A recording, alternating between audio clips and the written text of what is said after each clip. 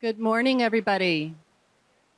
We're going to get started with some housekeeping in just a minute or two. If you can find your seats or wrap up your conversations with exhibitors, that would be great. We have a packed morning plenary, so we'll try to keep ourselves on time.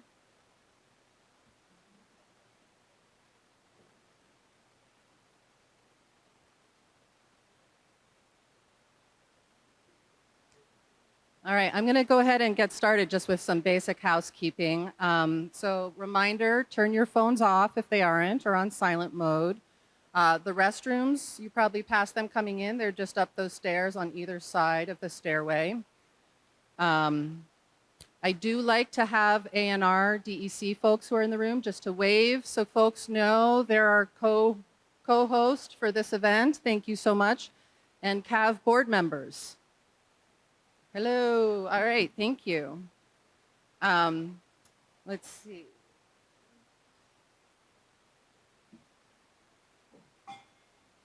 We've been having some slight tech. There we go. All right. I would love to thank all of our fabulous sponsors today that they really make this event possible for us. And we are doing something fun and new, so we're hoping you all will participate. We are playing exhibitor bingo today. So the idea is, as you're talking to folks, get them to stamp or put a sticker over their logos, and then we're going to be collecting all completed bingo cards, and you will be entered to win some amazing prizes, raffle prizes. So make the rounds. We're going to be doing the raffle at 3:15, 3:20 after the final session today. So show our exhibitors some love and get some exciting compost eggs, gift card, all kinds of things up there on the raffle table. So just a quick hello to folks who may be joining us on Zoom. Just the section in red is the morning plenary, which Zoom folks will be joining us to. For those folks, you can interact with Shannon, our Zoom volunteer, through the chat box. She'll be your voice, but please feel free to put your comments and questions in there, and when we have time for those, she'll be reading them out for you. And then there are detailed agendas for folks in the room. There'll be stuff in Judd Hall here all day, including the concurrent sessions. The other sessions are in the Red Schoolhouse. There are little maps, but really if you just walk out and look to your left, you'll see a white church, and just behind that is a red building, and that's where that is. And so on the agenda, it'll tell you which two concurrent sessions in the morning and afternoon are taking place there. For everybody, Zoom and in the room, we are going to be sending out a very short evaluation after the summit. So if you can take just a minute to fill that out afterwards, we really appreciate that. Just a quick promo for CAV. We have two folks who are amazing supporters of CAV. James McSweeney, are you in the room? There you are, right in the middle. He is going to be signing books from 1 to 1:45. So during the lunchtime lunch is here at Judd as well this year. And he's right back there on the table, and all net proceeds are being donated to CAV. So round of applause for James. Thank you. And Alex Lacey, where are you? There she is. She is doing a climate ride for CAV to raise money. So she is going to be doing a 3-day bike tour through the Northeast Kingdom. And there is a QR code at the CAV table if you want to support her in her effort. The proceeds from that, everything she raises from that, are going to be donated to CAV as well. So thank you, Alex. And if any of you are avid bike riders and want to get involved in future rides, just let me know. And just a quick reminder that the after-party compost mixer networking event is at the Chandler Center for the Arts, which is like 4 miles down the road right in Randolph. We hope you guys can join us there. I know many of you signed up for that. There is a QR code at the registration table that will take you right to directions if anyone needs directions. We are encouraging folks to carpool if possible. And then just a quick reminder on your agendas, there is a QR code for the tours. Tomorrow we have 5 tours, different parts of the state. You can still sign up for those and go. So if you haven't already and you think you want to carve out some time, you're very welcome to join us there as well. And also on your program are QR codes for the full program as well as speaker bios. I've had a couple questions about that. So just so you guys know where to find that. All right, and with that, I'm going to introduce Josh Kelly, who is going to give a short welcome for A&R. Josh is the Solid Waste Program Manager at the Vermont Department of Environmental Conservation. He's responsible for the oversight of solid waste management, recycling, and salvage yards. Josh.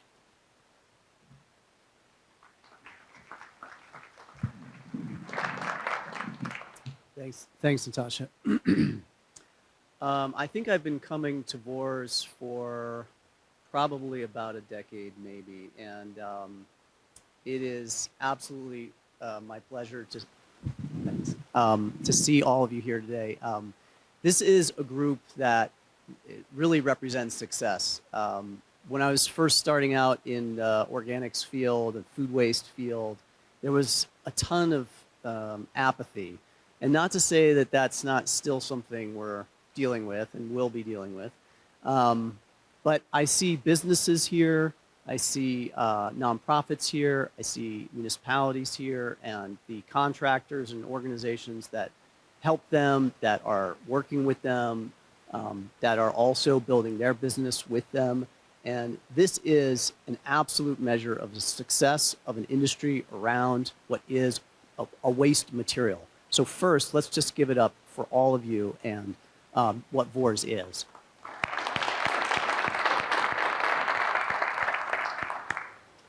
I worked for the Highfield Center for Composting for a couple of years with James McSweeney, and it's great to see him again, and worked at the state, have been working at the state for over a decade now, and going on about 3 years as solid waste program manager.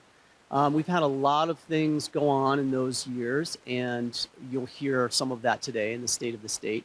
But VORS has been a constant in that time.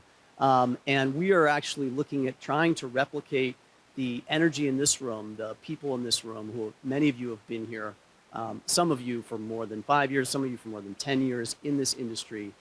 We hope to find other ways to catalyze this type of energy for other, areas of the waste stream that could use help. One of those is simple, just reduction and reuse and repair, which is also full of apathy sometimes, but is so able to leverage business, actually, in the end of the day.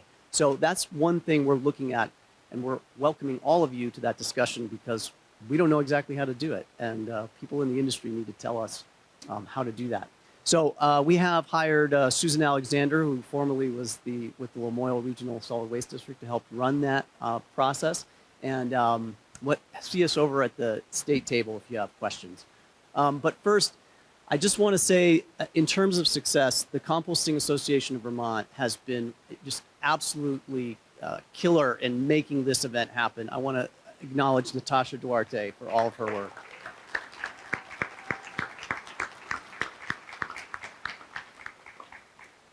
So you're going to hear more from me and Alyssa in a little bit, but I hope you all get engaged, listen to speakers, ask some really good questions. This event always brings out really innovative practices, really innovative ideas, and I know I'm looking forward to the day. The state is really appreciative that you're here, that you do something with food waste and leaf and yard debris and manures and all of the dirty dirt that you guys get into. I was just watching old reels of dirty jobs, and it was a composting episode, so I was in my element.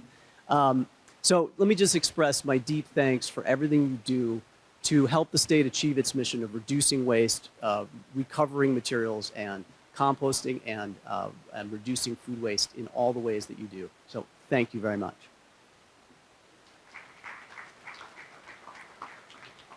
All right. Dan Goosen is now going to join us in his role as chair of the CAV board.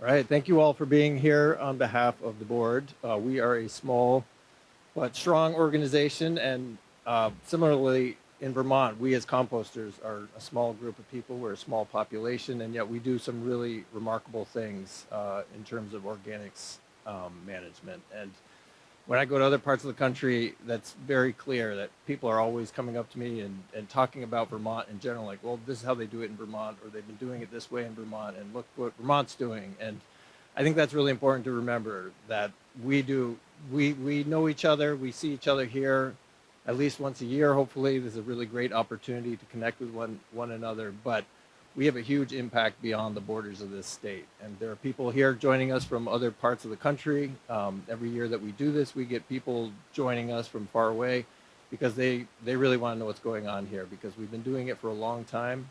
We've made some mistakes. We've learned from our mistakes. We tackle organics in a way that isn't done in other places, and people see that and want to copy that, and it's a good thing. So thank you for all being part of that. I also want to extend the thanks that you've already heard, but without the exhibitors and sponsors, we couldn't do this. So thank you again for everybody who's here. And I hope even if you don't use your bingo card, which you can get some really good stuff, that you do talk to these exhibitors, because they have some really good stuff to offer. And yeah, thank you, exhibitors and sponsors. Also, to A&R for putting this on, and for Natasha for really doing all of the work behind the scenes to make this work, because it's a huge amount of work to put on a conference, and even in our small state. Anyway, thank you, Natasha. Thank you, exhibitors, and thank you, A&R. Just wanted to echo all of that.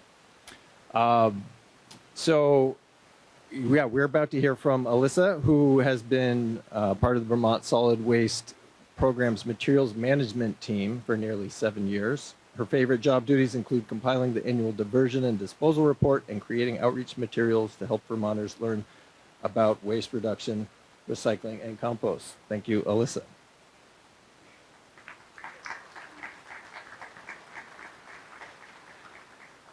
Thanks so much, Dan, and it's so nice to be here and to see so many people in person. We're hopefully not going to have technological difficulties, but we might.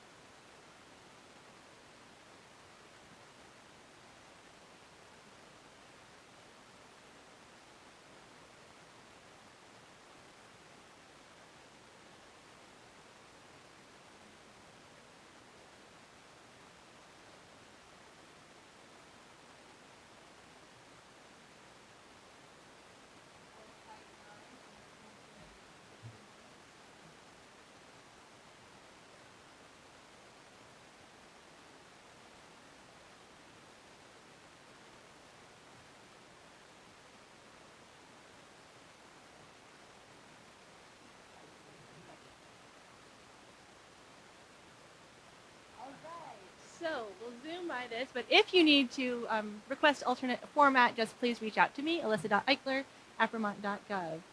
And all right, so it's been 5 years since we've had a full landfill ban on food scraps in Vermont. So I'm just going to sort of talk about how it's going. So what infrastructure updates we've had in the last 5 years, and then how food scrap diversion is going, what the status is on food scraps that are still ending up in the trash, and then are there any evidence for cultural shifts in the last 5 years, and then Josh will talk about an upcoming rulemaking process. So as we all know, the Universal Recycling Law was passed unanimously by the Vermont legislature back in 2012, which means that, so then we had a phased-in food scrap ban from 2014 to 2020, culminating in the full landfill ban for all food scraps for all of Vermont in July 1st of 2020. Which means that we're soon to have 5 years of a full landfill ban in Vermont, which is a really exciting milestone worth celebrating. And of course, we're not alone. So even back in 2012, Vermont was not the first state or municipality to pass legislation related to a landfill ban on food scraps. Then in the 5 years, more than 5 years, from 2012 to 2020, more states and municipalities passed similar legislation. And then even in the last 5 years, there's been a couple more states and more areas of New York that have had landfill bans, partial or complete. So this map is from ReFed, but it just shows the full distribution of what those landfill bans across the country look like. The colors are sort of by the intensity of the legislation. So the green states, California and of course Vermont, really jump out as the two states that have the most comprehensive landfill bans on food waste in the country. All right, so narrowing in on Vermont, what has been happening in the last 5 years? Quite a lot. We've had a lot of infrastructure growth. Obviously, a lot happened between 2012 and 2020, sort of gearing up for the full landfill ban. But by 2019, we had 11 compost facilities that were regulated by DEC and 1 anaerobic digester. If you bring it up to 2025, so this map is available on our website, and it shows all of the certified food scrap facilities. So more is happening that is not regulated, but this includes 10 compost facilities that are regulated by DEC, an additional 8 on-farm composters that are regulated by the Agency of Agriculture, Food and Markets, 2 anaerobic digesters, 2 anaerobic transfer facilities, and a depackaging facility. So a lot of growth in the last 5 years. Similarly, this map from 2019 shows the 21 food scrap haulers that were operating then, and even at 2019, the orange area shows the part of the state that was covered by these haulers. So even then, it was most of the state. We don't have an analogous map for today, but we do keep an up-to-date list of food scrap haulers available on our website, and there are now 38 registered food scrap haulers operating in Vermont. A lot of really specialized businesses that have popped up in the last several years. Thank you.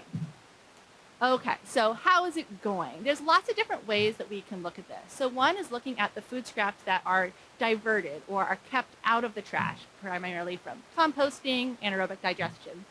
We can also look at what is still being put in the trash by Vermonters. And then last, we can try to see whether a cultural shift is happening. Are Vermonters keeping food scraps out of the trash because it's just what we do? So first, looking at the diversion side. Here we have a lot of sources of data, although it's not 100% comprehensive. So we receive annual reports of tonnage processed by all of the facilities that we regulate. So these include regulated compost facilities, anaerobic digesters, all the registered transfer stations that accept food scraps. And then also, since the Agency of Agriculture now regulates a portion of the on-farm composters, they do an annual report that includes tonnage from those facilities. And then the food bank gives us data from their food rescue programs every year. So the next slide will show the data from these sources. All right, and I really want you to look at the dark green portions. The top are intentionally left lighter. So these are from basically the food scraps, so primarily composted, some to anaerobic digestion, and then the lighter portion is the food bank data. And you can see that the food bank is pretty consistent amount of tonnage every year, a bit more in 2020. But the dark green is basically the composted food scraps, and that has been slowly creeping up. A dip in 2020, but the last few years have been a little bit higher.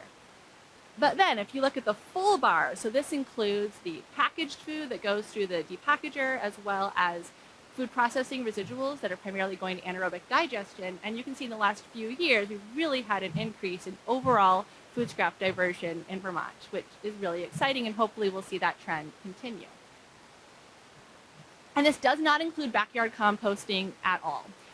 Obviously, a lot of food scraps are being composted by Vermonters at home, in community gardens, at schools, etc. And we just don't have data for that. But what we do have is the last 2 waste composition studies have included survey-based estimates of this backyard composting.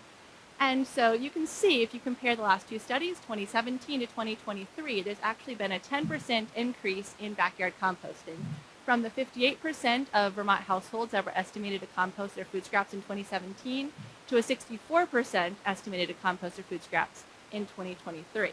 So again, growth that will hopefully continue.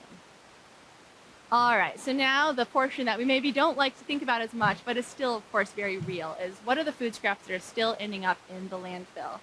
And thanks to the waste composition studies, we have a pretty granular, every 5-year quantification of what that is. So if you're not familiar with waste composition studies, contractors really go to key transfer stations, the landfill across the state, take representative bags, take out every single item and sort it out into more than 70 different categories. So we really get a detailed snapshot of exactly what Vermonters throw away at these 5-year intervals. And in 2017, the study found that about 19.4% of all of the trash that Vermonters threw away by weight was food scraps.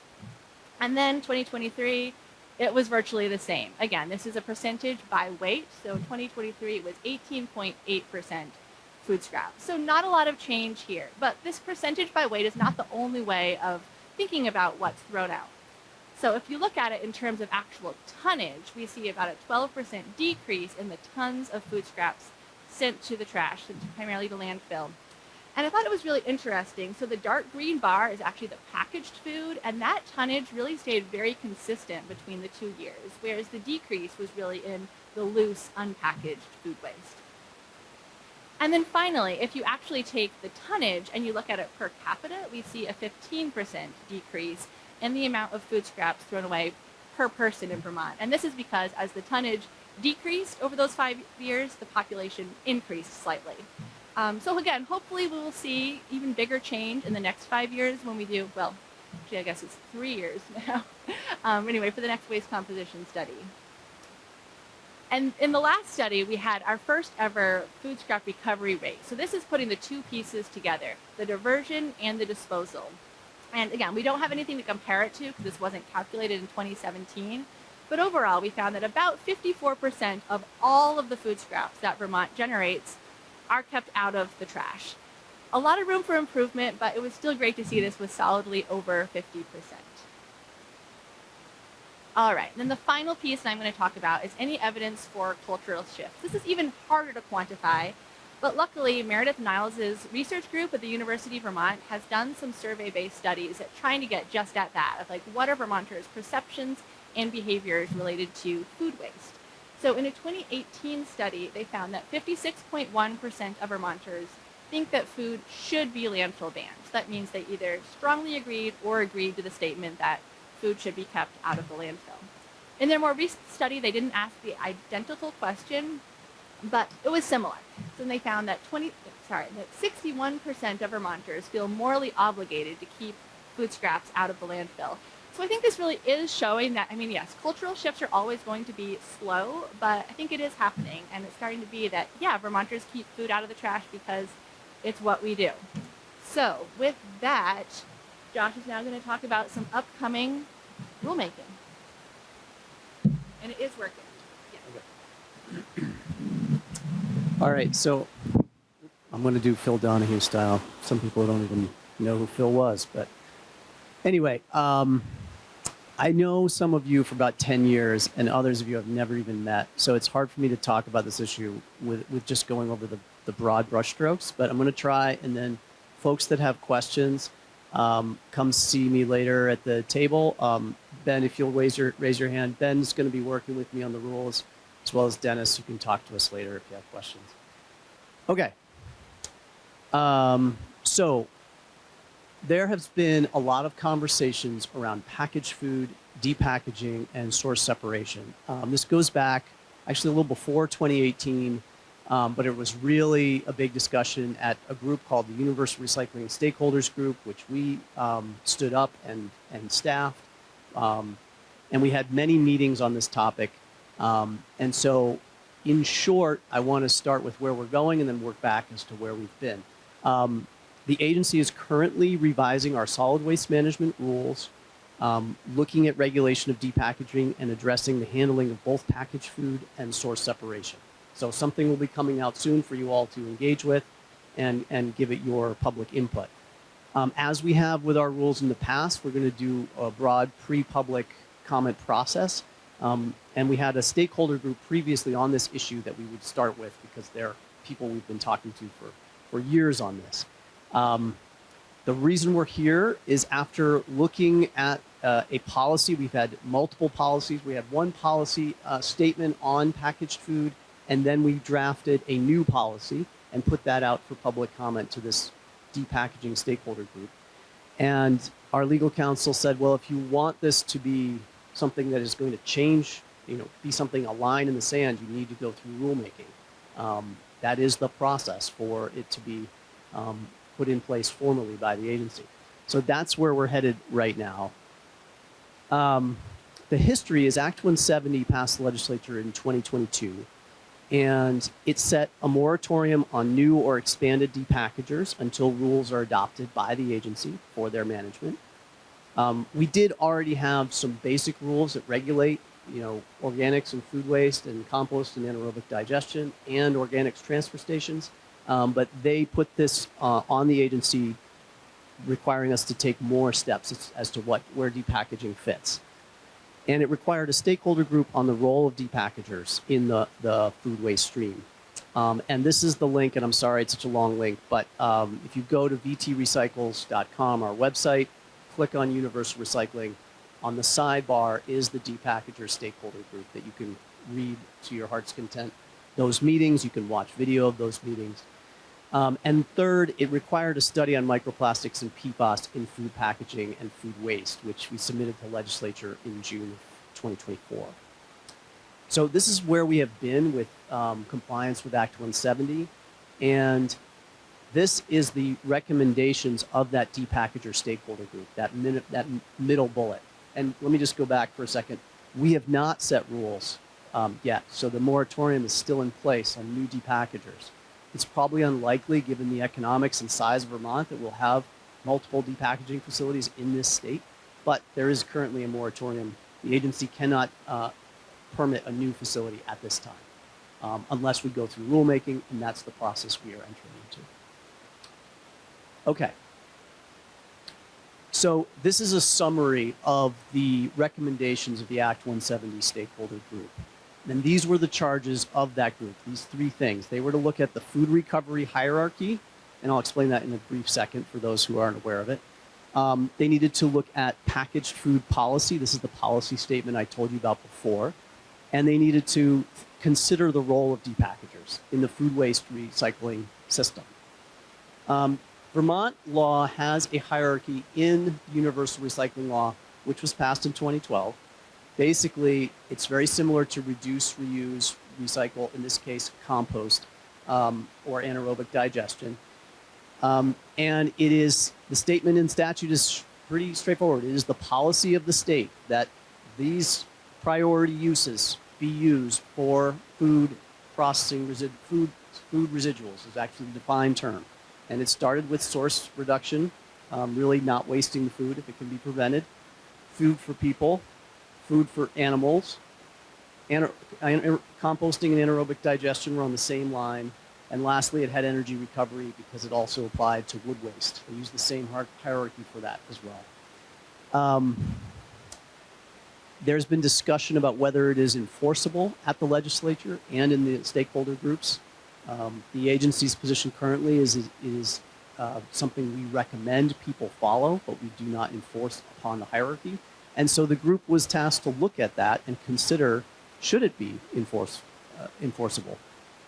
There was not majority support for that at the time. There was also, though, a discussion about the agency taking more action to provide guidance to food waste generators and food that could be edible generators to try and prioritize the uses of the hierarchy. So the stakeholder group wants the agency to do more to support the hierarchy. And we're going to be looking at that as well. On the next bullet down, the Vermont packaged food policy, the majority supported revising the packaged organics policy to not allow commingling of source-separated food residuals and packaged food. That's different. Our 2020 policy basically allowed packaged food and separated food to be commingled and sent, and usually that would be sent to depackaging. And they wanted a new policy issue, which we did create a new policy. We took a lot of public comment on it, and when we brought it to the attorney, that recommendation was to put it into rulemaking. So I do want to apologize to this group that it's taken so long for us to get to this point, but we feel that rulemaking is the effective way to get all the public's input into this process as we step forth into looking at where we go, how depackaging fits into this system, which, by the way, many states are struggling with. We have been called by Oregon and Washington, California, asking us, what are we doing? People are looking at Vermont once again, as Dan Goosen said, on this issue. So we're starting that process, and we will be engaging all of you for your opinions as we go forward. Last, the role of depackagers. They all agreed that depackaging has a role in the organics recycling system and that the state should outline what's acceptable. There was not majority support of stakeholders to prohibit source-separated food from being processed via depackaging.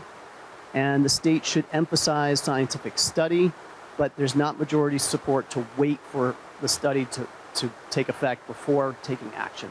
So we still have study ongoing. We probably will. Microplastics is still an emerging discussion topic. But in any case, we're going to rulemaking now, and you will see something soon. Very, very briefly, I'm just going to show some photos. If you want to see depackaging machines, visit people around the booths. But briefly, Scott's Turbo sent me these photos. Essentially, the technology is an in-feed hopper, a depackager machine, and 2 outports conveyors, one for packaging and one for the organic material. This is the inside of the unit. Essentially, these plates or paddles that slap food packaging open, and the food waste falls through the bottom, which is these grates at the bottom of the unit. This is the picture they sent us of what the resulting slurry or can be used for dry materials as well.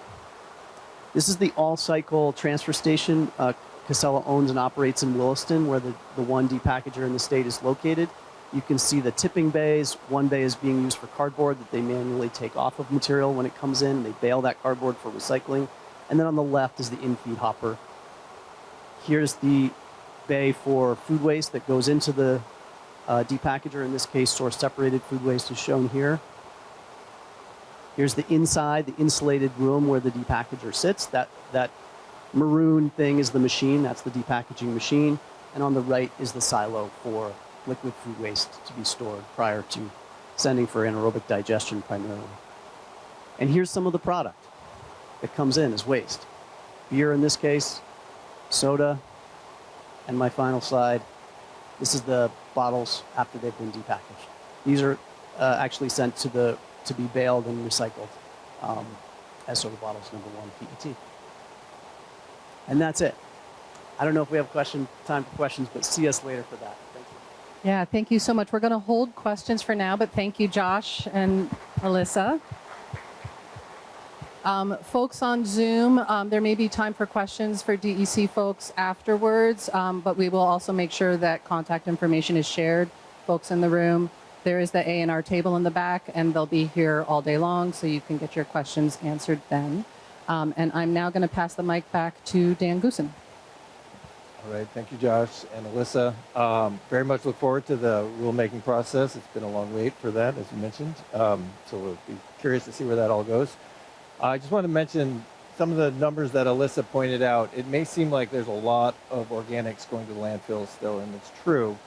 But compared to some of our neighboring states, we're doing an incredible job. You know, this, as I mentioned before, we've been doing it a long time, and we take for granted, I think, how far ahead of the curve we are. And yes, we have a long way to go, but we're doing great compared to everyone else. So as we look towards those next tons of organics, I think it's also important to remember that it's going to take a lot of tools to get there. And, you know, depackaging is one of them. You notice those bars on top of the graph there that said how many tons are now being diverted from the landfill because of depackaging. That's true. There's some stuff that just used to be landfilled and incinerated that now is being repurposed into energy, and we think that's really important. And on the other end of the scale, we have a lot of folks in Vermont who are feeding animals with organics, and that's also critical, particularly in a state like ours, as rural as we are, where the infrastructure is very different from urban centers across the country where they're trying to tackle this.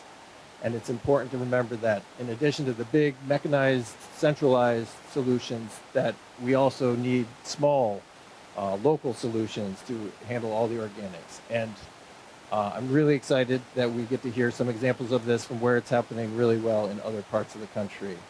And I'm going to read an official bio from Michael in a moment. But for those of you who are unfamiliar with Michael, he's done incredible work, and we're really excited that he's going to share his experience and knowledge with us.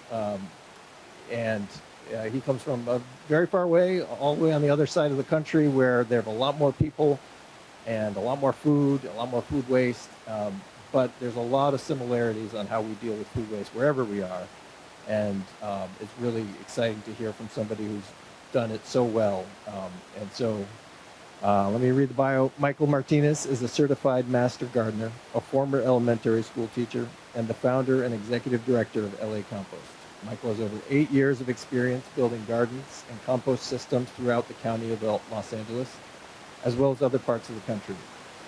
Michael has grown LA Compost from a group of volunteers collecting organic bikes to a decentralized network of community compost sites, spanning the most populated county in the country. Michael mentioned this, but there's more people in LA County than there's 12 times the number of people in LA County. But we have a lot of similarities when it comes to the organic. So thank you, Michael.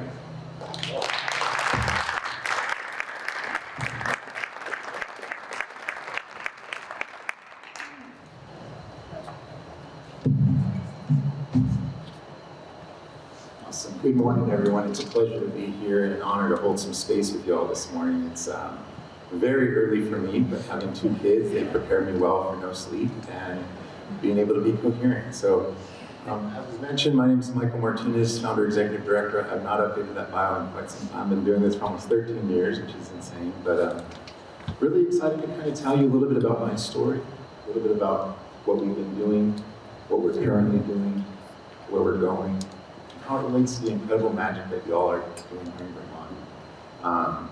Yes, it's true, we have 10 million people in LA County, a lot more in the state of California, but the heart of what we do is the same across the country.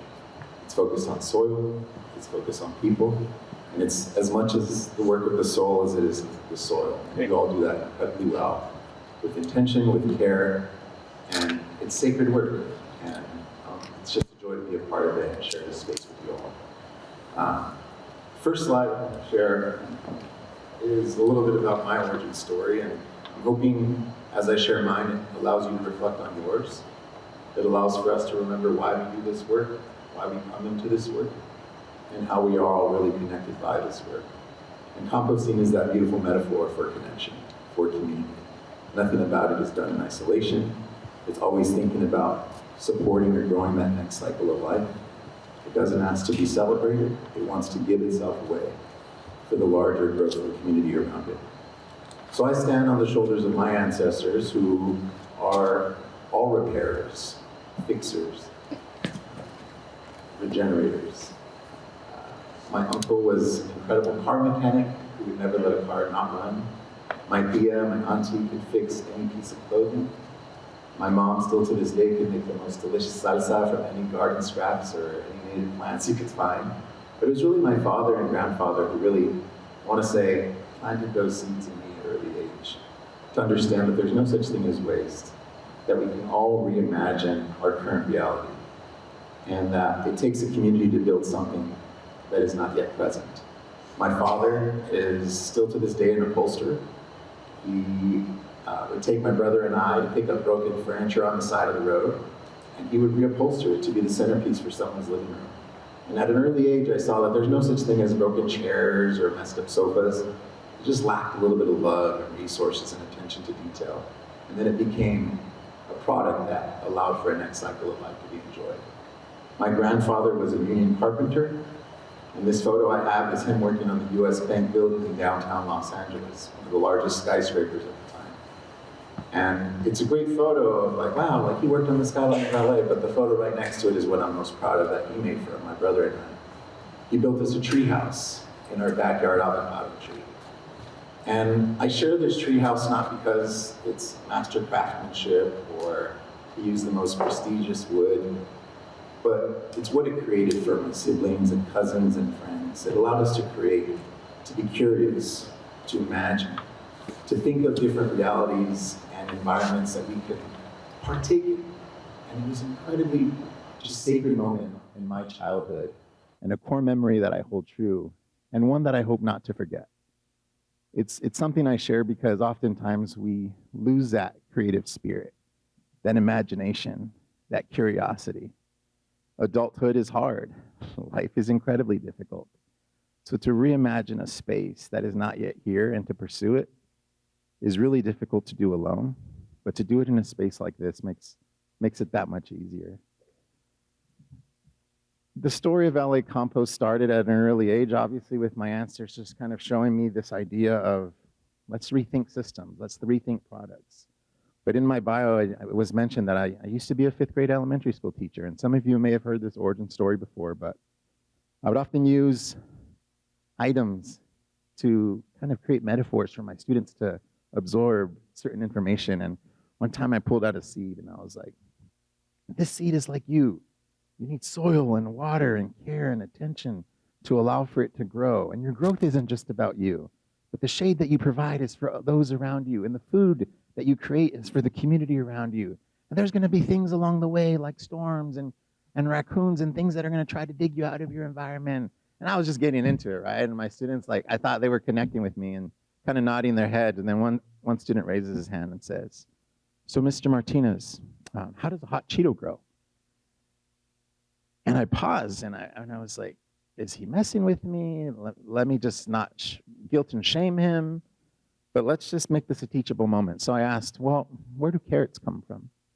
And I was teaching in Miami, Florida at the time. The student said, well, they come from the Publix grocery store. And I say, incredible. And where does Publix get it from? Probably the big trucks that bring the carrots. Amazing. And where do the big trucks get the carrots from? There was a moment of silence, a moment of pause, and a moment of, aren't you supposed to teach us how to read? To change the subject. And at that time, I realized, wow, like my students, their reality is a 4-block radius. They are 2 miles from the ocean, yet have never stepped foot in it. The food they get from the cafeteria shows plastic bags of apples growing on trees. And there's a disconnection from the food that they were putting in their body every day. So we built a little school garden. It was nothing fancy. It was like a $400 grant from a restaurant. But it was incredible to allow my students to see and partake in the full story of food. Not just farm to table or where food is grown or how it's labeled, but what happens after the table experience. The idea that there is no such thing as a way. Things don't just disappear, but we can see waste not as waste, but as a resource to reinvest in our community. So we had a garden club. Kids showed up, they gardened, they composted, and they started to just be a little bit more curious. They started to imagine different systems and create different solutions. That garden is still going strong, and it's obviously one of thousands of examples that are happening across the country. LA has been home and always will be home, and like many composters across the country, we just wanted to create those moments of exploration and construction of new knowledge. And so we started a food scrap bike collection movement, like many have started across the country. We started with this, how do we take waste and change it into this concept of food? And any one of my family members who had a bicycle, they got a free trailer and a t-shirt. And In-N-Out is a very well-known kind of burger joint in California. They would throw 5-gallon pickle buckets away in their dumpster. And I employed people to dumpster dive and get hundreds of buckets, take off those stickers, put our sticker on it, and how are we just repurposing everything we had? Collected food scraps on bike all throughout the city of Los Angeles, composted it in friends and family's backyards, and we created this little movement of thinkers and doers who were just collecting food scraps, composting it, giving the compost away at farmers markets. And the money we received from donations, we built school gardens.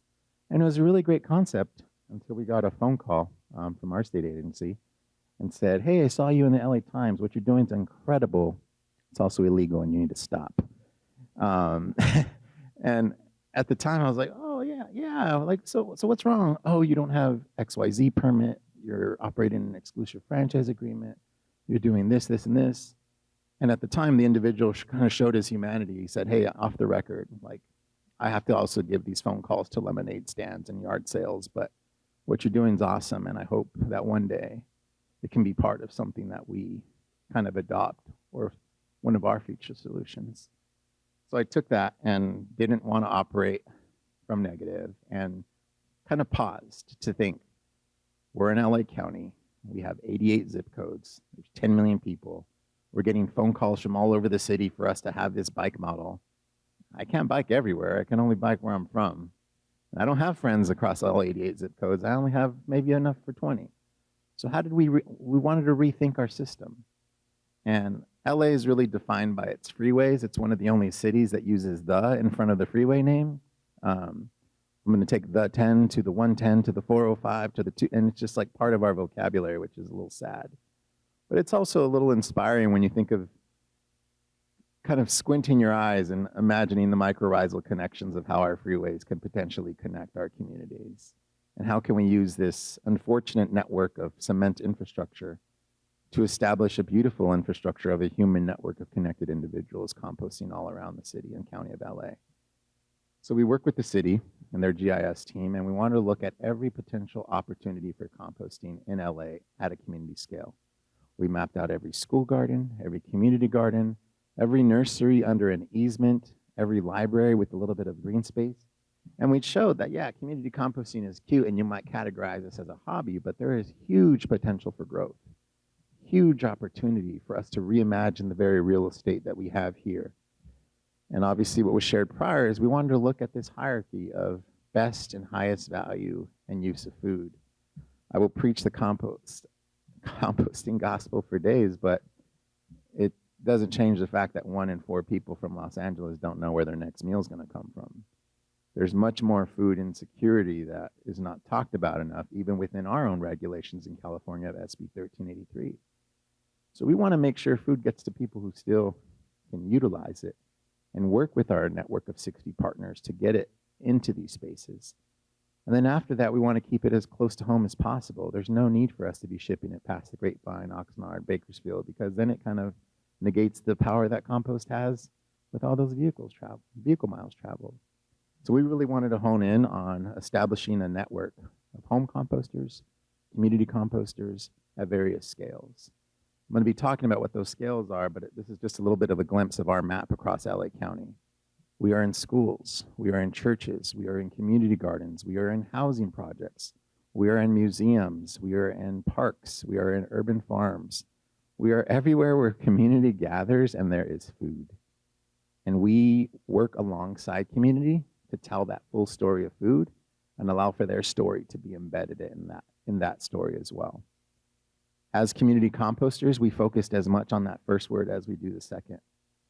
We love compost. We'll talk about it for days, but we love community just as much. And we want individuals to share their lived experience. We want them to share their expertise, their failures, their mistakes, and to coexist well in this urban environment that we call home. Early on, our team was very small. But what I was proud of is we started to hire individuals from the very communities where we were launching. What better folks to kind of understand a zip code than the very individuals who've seen the changes their entire lives, who know the small business owners, who know the principals and the fire departments and the people who kind of elevate that city. So we hired individuals from the cities that we were building infrastructure in, and our team looked and represented the city of Los Angeles very well, in my opinion. And we started to just work, and we started to teach. And as a former teacher, I'm a firm believer that education is only as powerful as the ability to put what was learned into practice. I could talk to you about composting for days, and I can make you into the most incredible parrot that can repeat after me.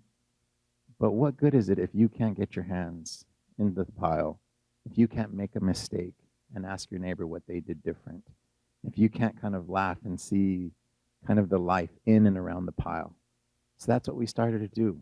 We had our team essentially go all throughout the county and start to build composting infrastructure.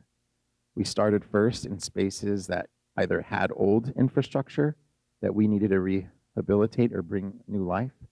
We work with different youth workforce development groups all throughout our region, so different conservation corps chapters, to really train them on woodworking and just building infrastructure.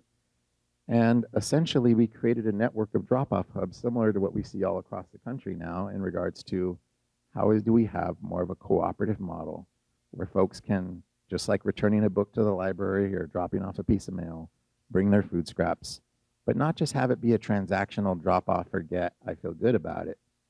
How do I drop off, participate, turn, sift, plant, amend, pick, distribute, be a part of the full cycle and full story of that food? Because community composting is all about the intentional care and creating that compassionate culture of inclusivity to allow for folks to really participate regardless of where their baseline knowledge is. We were doing this all around the county of Los Angeles, different urban farms, underneath bridges, building windrows in community garden, and really letting people see just how food can be transformed quickly, but how we are all on our own composting journeys, from our systems of thinking, what we once believed, to just cycles of life. And it was just a really beautiful reminder in that metaphor for folks. And I think what was really important for us was in 2019, this work started to get legitimized. LA put out their Green New Deal, and they wrote us in it as a key partner, but they were very specific in what they wanted to see. They wanted to see a community and regional master plan, basically what we were already working on. They wanted to see more farmers market food scrap drop-off locations, something that we were already doing. And they wanted to see all these huge diversion rates. And then, of course, this was a year before the pandemic, and all that was kind of forgotten. But pieces of paper are really nice, and they can be celebrated, but they don't mean much unless there's some teeth or action behind it. So we moved it to city council. We established different motions.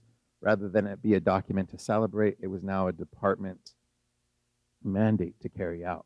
We launched Regenerate LA, which focused on launching farmers market food scrap drop-off locations all throughout the city of Los Angeles. So people freeze their food scraps that they didn't consume the week before, they drop them off with us, they shop for their next fruits and veggies, and we compost it within a 5-mile radius of point of collection. We're now at 17 of these markets. We're going to be at 25 in the next 4 months. And this is now being subsidized by the city of Los Angeles in partnerships with different family foundations, individual donors, and a nice group of diversified funders. Once you're on the city's website, in my opinion, you kind of haven't made it, but it's like, oh, like they acknowledge us, they see us, and they're investing in us. We're also part of the USDA funding that hopefully will still exist in a far distant future. But this is an opportunity for us to kind of grow this decentralized network all across the city. Having former and current mayors come and really see this location as a point for community cultivation, of gathering and educational resource sharing, was also incredible.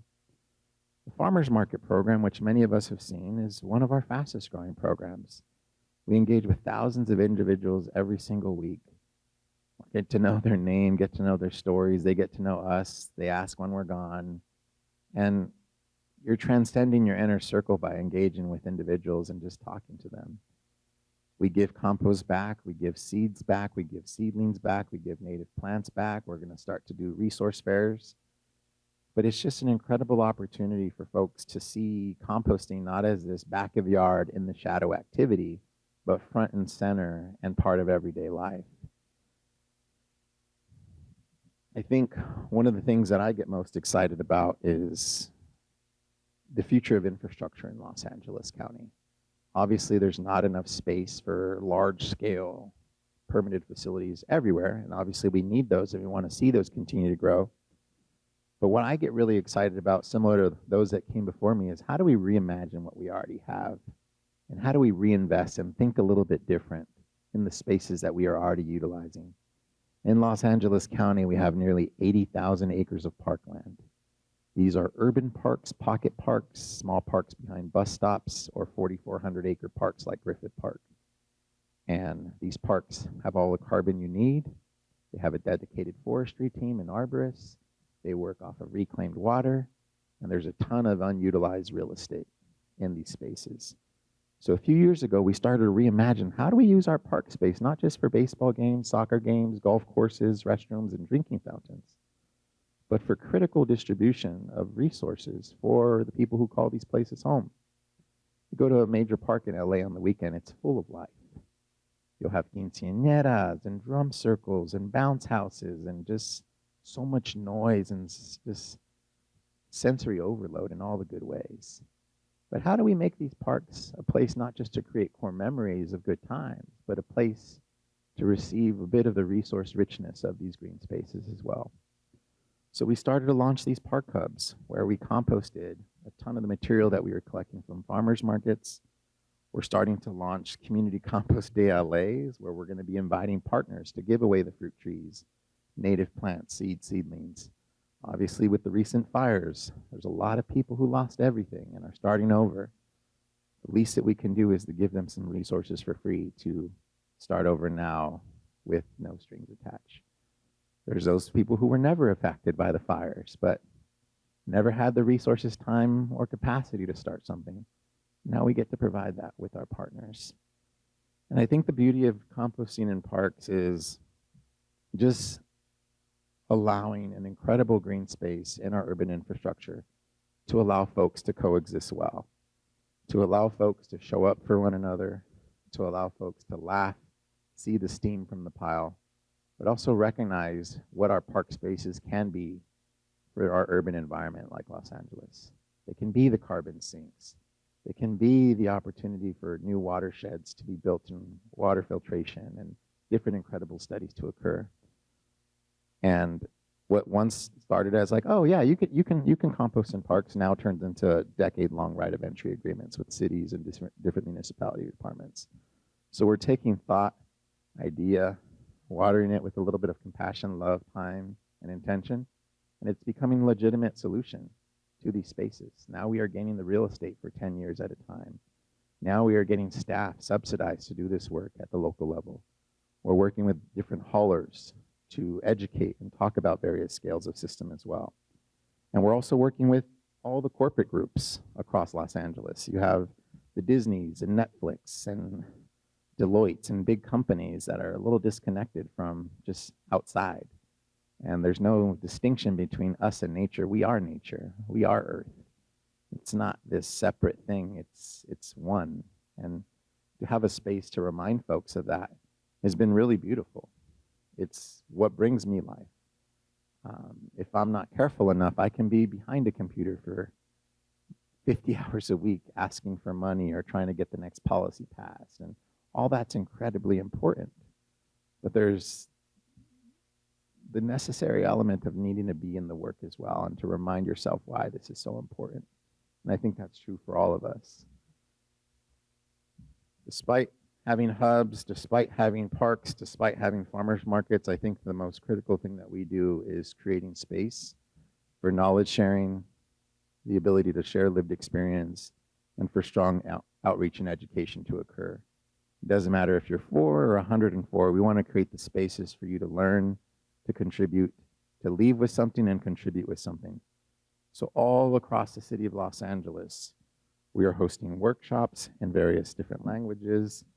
We are building critical infrastructure for people based on their housing needs. Folks want to compost, but they live in apartments or in public housing. So we built them worm benches because they didn't have seating and they wanted to compost. So we had a worm bench making workshop. How do we meet people where they're at to co-create solutions, participate in what they want to see, and to really allow for them to be a part of the decision-making and carrying out of those solutions as well. Doesn't matter if it's a room full of 300 students at UCLA or a single person at a farmer's market who's never composted and wants to learn. I teach my team that it's important to hold space for everyone, and it's not the numbers, it's just the qualitative conversation that's important.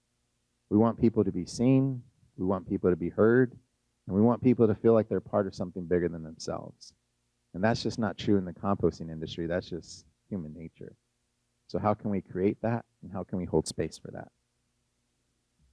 I can show you thousands of pictures of just happy faces around a pile, people sticking their hands in the compost and just like, what is this? I think youth nowadays, I have a 5 and 8-year-old, and thankfully I've kind of shielded them from technology as a whole, but putting some worms in a child's hand is a beautiful experience. There's almost like a malfunction recalibration that takes place of like, what is this? Because they're so used to overstimulation and swiping and like just so much information being put at them that slowing them down with a few hundred worms in their hand is a beautiful reminder of our connection to the soil, and that the soil is in very much us. I think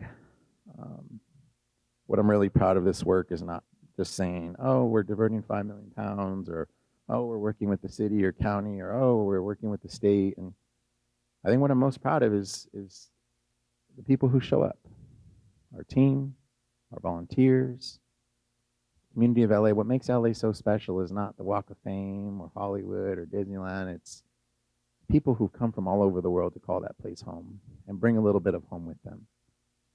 And composting is a nice opportunity for them to share a culturally appropriate cuisine or teach a new language or a word. And many countries don't have the word for compost. It's just life. So I'm really proud of this work, what we've done. That same agency that called us many years ago to say what we were doing is illegal is also giving us $1 million to distribute across the region, and he's using this as a model for their future growth as well. I think as a former teacher, I'm selfish in regards to how I want to educate the future generation of composters. So how we do that is being really innovative of how we share information. Those are my two kids, Ezra and Diego. And we've had the money for 2.5 years, but this thing has been in production since then. We're launching a magic soil bus, a field trip on wheels to get to schools that don't have budgets for field trips, to showcase the wonderful world of compost and soil at an early age, to have the critter corners and the microscopy sessions and library walls, and just show the power of soil just as much as we give attention to air and water. Soil can get that too. This bus is going to go over all across LAUSD, the second largest school district in the country. It's going to be a bus that will be free of charge to go to critical mass events as well. Growing up in Los Angeles, I had an unfortunate negative core memory of traveling buses because they decided to make earthquake buses. And these earthquake buses would come to your school, shake the bus more than it should have shaken, and say, don't forget to lock your cupboards. And as like a 9-year-old, you're like, what are you doing? Like, how did you get funded? Like, why do you exist? But anyway, how do we create a more pleasant core memory experience for our youth by showcasing microorganisms, showcasing nutrient cycling, showcasing the fact that there's no such thing as waste. I oftentimes share that I grew up next to one of the largest landfills in the country. The Puente Hills landfill was my backyard. And it's many of us who know the vastness of landfills, and I encourage folks who have not yet gone to one to go to show this transactional society that we are operating under with the assumption that there's no impact on that.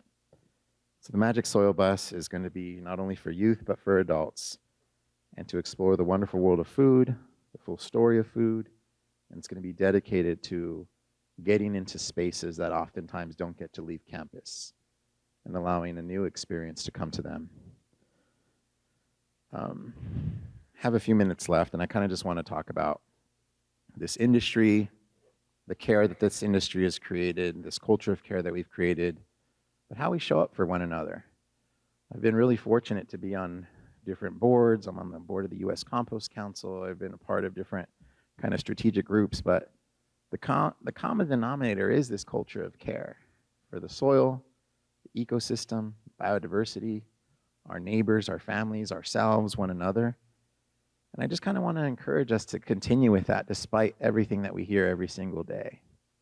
Obviously, 2025 has been a very difficult year for so many reasons. Don't need to speak on specifics. But we have the ability to kind of create the new narrative despite the chaos that is around us. We have an incredible opportunity to be reminded that we are not alone, that just like compost and all the goodness that is happening in our piles, we have an incredible network as well. After the fires, it was really hard to figure out how to support individuals that have lost everything. My brother was one of those people who lost his home. My nieces lost their school. Employees lost everything. And it's just like, what do you say or do when someone has lost everything that they worked so hard to build up? And sometimes you don't have to say or do much, but just be. And to hold the space for emotions to be had, for stories to be relived, for laughter to occur and tears to be shed. And it's incredible that as composters, you don't often think of that's our role or that's what we can do. But we very much can, and we very much are doing that right now. So one of the things we realized is people were so scared about growing food again after the fires. Obviously, we don't have a lot of studies around this. Lahaina in Hawaii, we have the Paradise Fires. There's how much did toxic ash go throughout? Obviously, a lot of it went to the ocean, but we started to hold soil testing kind of community gatherings for folks to test and submit samples to understand the contamination that we were seeing and the remediation steps that they can return to the place that gave them solitude and peace. And we did this all throughout the city, all for free, all just kind of allowing people to show up. And more than the soil testing or the samples they submitted, people just wanted to be in community with those who also lost everything. They wanted to be in solidarity and know that they can relate to someone across the table with them and not just be put on a pedestal. And people just wanted to coexist well. And they wanted to just be and chart the path forward. And I think it shouldn't have to take one of the most destructive fires for us to connect, to gather, to be, and chart that next path forward as well. I wrote a children's book, not a shameless plug, but I did. It's called Composting for Community. And one of the pages kind of talks about this main character, Mateo, realizing what his dad does. His dad is a composter. And I'll just read this short page. It says, all around him, Mateo noticed people talking and having fun. And this is the best part of composting, Dad said. The human network of individuals. Everyone is working on something much bigger than themselves to support the life around them. I don't have to talk about hyphal mycorrhizal fungi. I don't have to talk about soil food web to this group. We know it well. If you're from LA, you know freeways well. If you're a teenager, you know internet systems well. Systems are all around us. Yet the ones that we tend to forget are the human systems, the human networks, the connections that are needed to continue to move this work forward. I share this page to simply remind us that we are part of an incredible human network of composters, not just in Vermont, not just in the US, but all around the world. And our little nodules of life are inoculating goodness for those that are going to follow us. And I want to encourage you to continue it. Our team has grown quite large. This is a 3-year-old picture, but we're now 30 staff operating all throughout the city and county of Los Angeles. We are shaping the future narratives of certain built environments, ensuring that community voices are part of the conversation. Back in the day, I often took pictures of volunteers with their permission, of course, and their liability signature of me sharing their picture. But just like New York used to do Humans of New York, I oftentimes would dabble around a pilot project of Composters of LA, where I would take a picture, I would get their zip code, and I would ask them, why compost? And you'd have a graduate student who gave you a long answer that you probably was like, all right, cut it off, man. It's like, I gotta go. You had some folks say, well, why not? And you just had a beautiful array of diverse responses of why people showed up to these volunteer events, why people showed up to the work. And I thought it was a beautiful mosaic, a beautiful tapestry of this complex environment of our human network in LA. You have that in Vermont, we have it in every major city, but I wanted to showcase this to you, to encourage you to continue to build that, to continue to create the spaces for folks to feel invited. And as I mentioned, we're all on our composting journeys. We're all operating on different cycles. I too am wrapping up this cycle.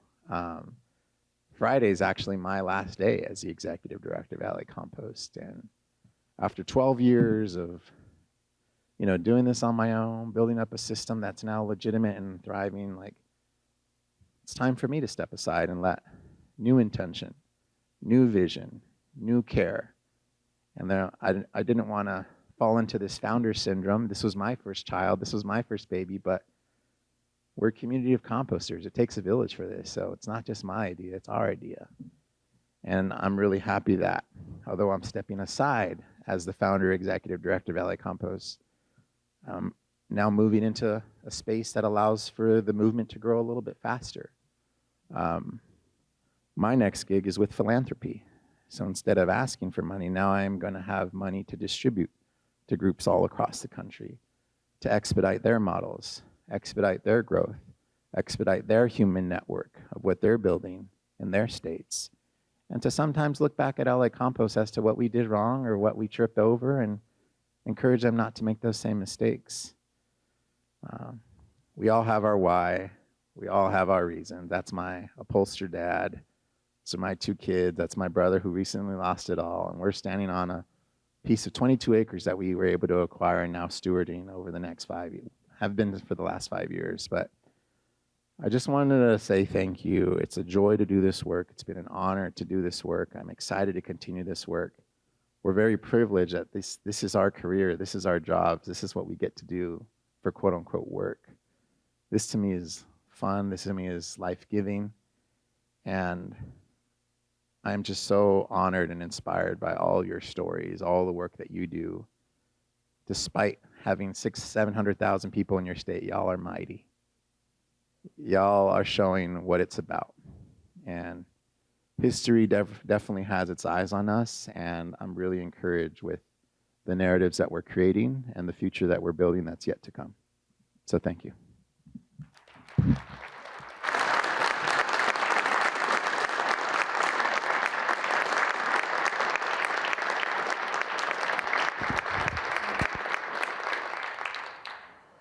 Thank you so much, Michael. That really embodied the theme of this year's summit, which is Sustainable Communities Begin with Composting. So another round of applause for Michael.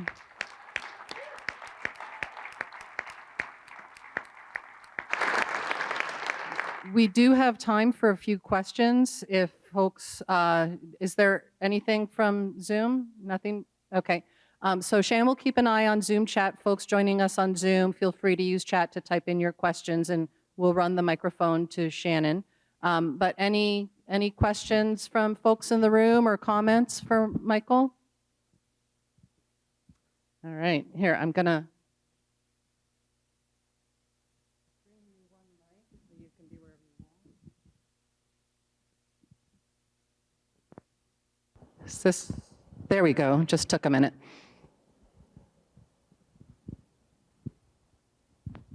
Thank you so much for that. That was so beautiful. This is kind of a goofy question, but maybe it's important. Thinking about cultural shifts, you've got people with Disney and Netflix working for you now. Is there any future of subliminally dropping in casual composting to more media so that more folks can start seeing it in their day-to-day lives? Absolutely. These corporate volunteer events are like the first opportunity to plant that metaphorical idea of an alternate reality. Many years ago, I'm embarrassed to say this, but SpaceX reached out to us. I'm like, there's no amount of compost bins we can create for you to mitigate that rocket you're about to send out. But I think, obviously we don't want to guilt and shame. Everyone's on their different journey, but absolutely, what are the spaces that we can be in to start to get compost top of mind, right? Not just Earth Day, Compost Awareness Week, these green fairs that no, let us be at everything. Because every event you have, there is food. Every event, there is food waste. So how do we, whether it's LA Compost or someone else, ensure that we are kind of saturating the movement by showing up to any and all events that have food in a lot of kind of critical mass of people, to begin that conversation and be very clear of who's the person that organizes those corporate sustainability events or team field trip outing, because it very much is this user experience ladder of email inquiry. Maybe they'll follow us on Instagram. Maybe they want a lunch and learn. Maybe they want a soil squad event where they're going and turn piles. Maybe they have an employee match program. Maybe they gave an unrestricted grant, but it's just how do we keep climbing that metaphorical ladder of engagement? And it starts by just showing up in the spaces that we're not typically invited to. Thank you. Any other questions or comments? All right, right here. Hi, Michael. Thank you. I'm Gabrielle. My question is what wisdom can you share about engaging renters in composting strategies and feeling a sense of connection to soil and the land? I loved that, some of those images you shared. Yeah, I wish I had a perfect response to that. There's no like, oh, just say this. In Los Angeles, our renters kind of get the short end of the stick. Single family home is serviced by LA Sanitation Green Bin. Businesses have our Recicla exclusive franchise agreement, but all the multifamily, the duplex, triplex, and obviously the thousands of units kind of don't even have a blue bin, let alone organics collection. And in conversation with landlords, it's like, well, I don't have space. Like, what do you want me to do? And then, oh, the price is too expensive. There's always this pushback of all the reasons why they can't.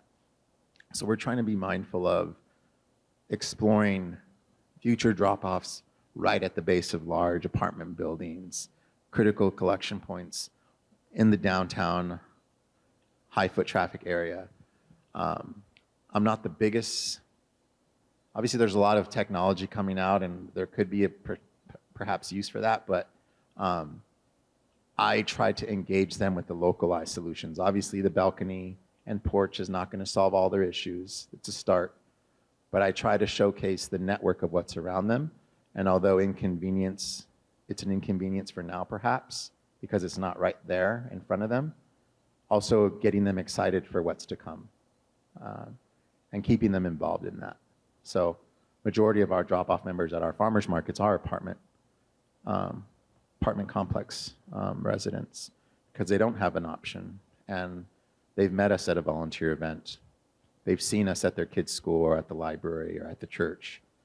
And the same reason why they inconvenience themselves to go to the farmer's market when they can just go to the grocery store is the same reason they drop off with us, because there's a level of care, a level of transparency, and a level of trust in regards to knowing where this material is going.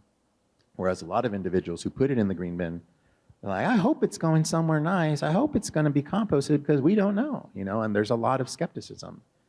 For us, like, we can't hide it. We're literally in the city and all our locations are published everywhere and we have people showing up. So long story short, keep them excited, show them what's here, get them excited for what's to come, and like acknowledge the fact that they still don't have an easy solution like others do. Because sometimes folks just want to be heard and not just like told all the solutions of, well, why aren't you doing this? Hear them, acknowledge them, and excite them and let them know that they're not alone. Thank you. All right, one more question and then we'll wrap. Hi, Michael. Thank you for coming out here. I'm just curious, were there any other composting initiatives or organizations in LA that you came across while working on this? And if so, did you look to collaborate and work directly with them, or did you both kind of just not really encroach on each other's territory and work separately? Yeah, that's a great question. When we first started, there wasn't a lot of community composters per se, a lot of really well-known backyard composters that were using a lot of the equestrian communities, resources, et cetera. Around the time that we started getting larger Kiss the Ground established, and they're very well known for their media and communication, and obviously we partner with them. But over the past 4 years, I would say that there's been a lot more. There's been groups in Long Beach and on the west side, Tawa Compost, First Circle Compost, Compostable, and it's all love. It's all like what we have, you have. Like there's no reason for us to hide our solutions to you if we're on this same journey.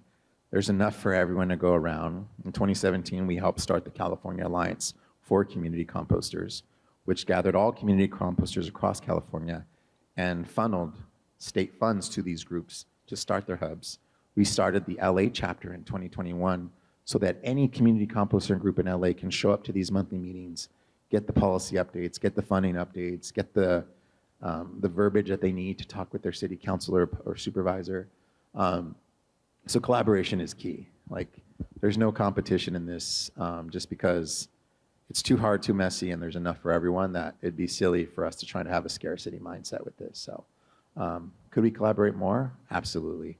And I think there's just a lot of groups that we're not aware of that more spaces need to be held for them to show up and share the incredible work they're doing. But every time we can collaborate, we would love to, because we remember when we were up and coming and just getting started, and when someone gave us a table to present or allowed for us to speak, we want to make those same opportunities available for those that are kind of catalyzing their ideas as well. Great, thank you so much. Join me in giving another round of applause for Michael.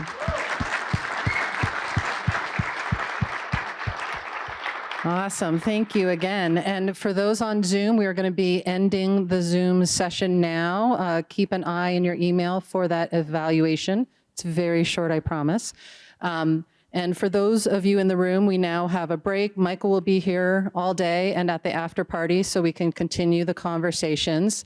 And the next sessions are going to be, one is going to be here, the Optimizing Organics, how technology is advancing composting.